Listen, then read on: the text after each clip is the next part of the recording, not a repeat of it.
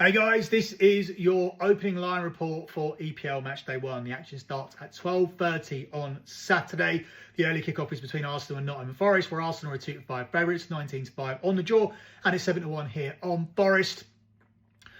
I expect Arsenal to win this game comfortably. I'm a big proponent of the new manager bounce, but I don't think Ange Postecoglou is going to get one. He comes in and takes over from Nuno. That falling out with the owner was obviously too big, and he was dismissed after losing at home to West Ham.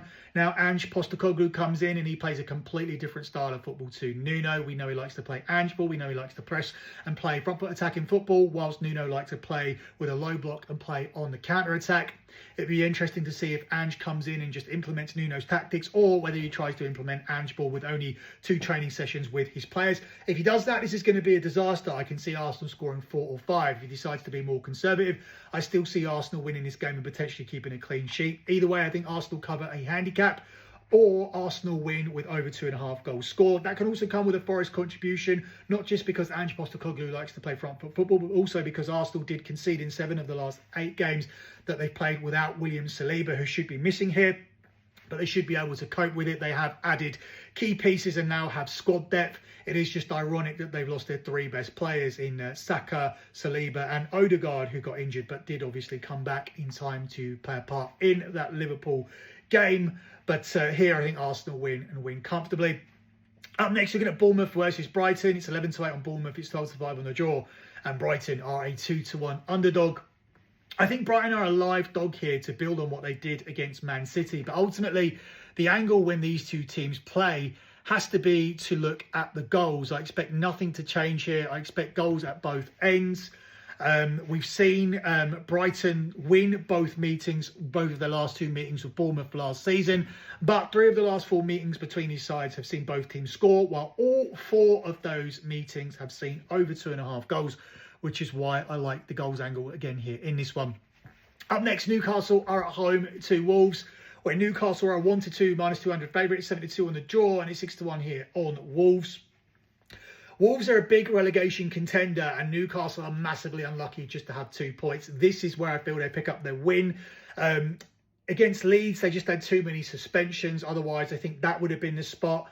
It ultimately ended up being a 0-0 draw. But here, a lot of those players come back. They were a better team against Liverpool. They would have won that game had they had 11 players, and they were the much better team at Villa Park as well. So this is the get right spot for Newcastle. I feel this is a solid parlay piece along with Arsenal and along with Liverpool, we'll talk about later as they travel to Burnley.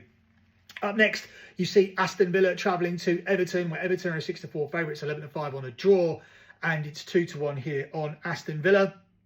Take Everton in the draw no bet market. That's my immediate reaction. They've had a very, very good start to the season. Whilst Aston Villa, they've had a poor start and they haven't scored a single goal. They're coming off the back of a 3-0 home defeat against Nottingham Forest. There will now be pressure on Unai Emery, who may be a victim of his own success if this team suddenly drop into the bottom half of the table. But I was worried when they didn't make any signings, and obviously they were handcuffed by the fact they didn't qualify for the Champions League, and that alone was a robbery. But because of PSR, they haven't added pieces, and I've already alluded to the fact that they only have 3 players last season that scored more than 3 goals, and only 2 of them are still there, which is Morgan Rogers and Ollie Watkins, and Ollie Watkins isn't firing. So I think Everton in the draw no bet market is the right side. Up next, we're looking at Fulham versus Leeds, where Fulham are the even money favourites. It's 12-5 on the draw, and it's 11-4 here on Leeds. Not been overly impressed by Leeds. I've been more impressed by Fulham. They were robbed in the West London derby against Chelsea. If you ever want to watch highlights of the game that shows you why VAR should be scrapped, it's that one. Fulham were robbed, and I think they'll take it out here on Leeds. I think they'll bounce back by beating a Leeds team who have looked toothless in front of goal, lost their last away game 5-0 to Arsenal, have only scored 1 goal so far this season. And while Leeds will be very happy with 4 points, I think this is an away defeat here at Craven Cottage against a Fulham team who deserve more points than they have. Up next, we're looking at Crystal Palace at home to Sunderland, where Palace are a 4-6 favourites, 11-4 on the draw. It's 9-2 here on Sunderland. Decent start for Palace. 5 points so far, undefeated, and they come into this one off the back of winning 3-0 away to Villa. I don't think they'll lose to a Sunderland team who already lost away to Burnley. So I'm just going to take Crystal Palace here on the money line at 4-6 -150.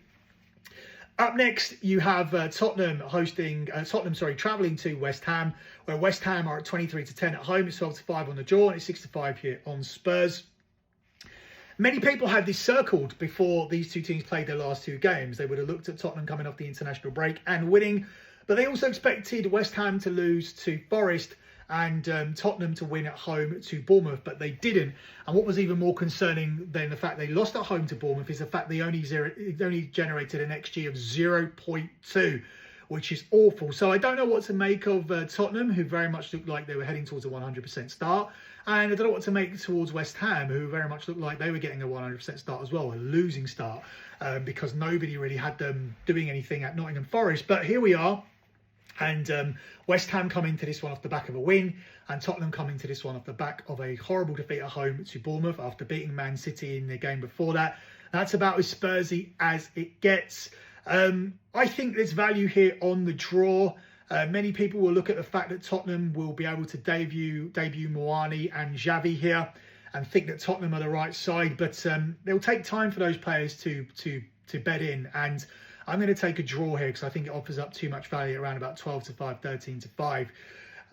We close out Saturday with a West London derby as Chelsea travel to Brentford. Chelsea are an 8 to 11 favourites, 11 to 4 on the draw, and it's 7 to 2 here on Brentford. Brentford were BTTS machine, and they do have good BTTS data coming into this game, but I wonder if they can continue that based on the fact that they just haven't replaced their attacking options. No significant replacement for Wissa, no significant replacement for Mbeumo. I think this team are really going to struggle, and I don't think they're going to be able to match Chelsea's firepower. So even if they score, I fancy Chelsea to leave Brentford with the points here. I'll take Chelsea on the money line. Up next, we move across to Sunday, where we're looking at Burnley versus Liverpool. Liverpool are the 1 to 3 favourite here. It's 17 to 4 on the draw, and it's 8 to 1 here on Burnley. I've already said that Liverpool, for me, are a solid parlay piece along with the likes of Arsenal and with Newcastle, who surely get right this weekend.